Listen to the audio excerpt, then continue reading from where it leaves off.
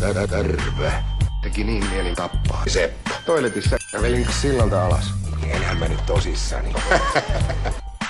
Sä voit lähteä vaikka takahuoneeseen. Halvemmaksi tuli se, että Taneli makuuhuoneeseen. Meinasin tuossa tappaa. Ossi. Isoäidin reseptin mukaan. Muumukiisseliä maitopurkeista. No ei kai. Vai menikö homolta vankilaan? Voi hämmärin pitkä köysi. Otetaan koko makkarasoppa. Asiahan on sitten sillä selvä. Seniorita. Ja nyt turpa kiinni.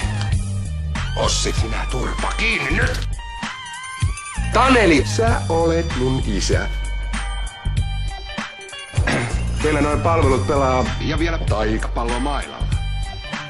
Ja hei, anteeksi! Ja.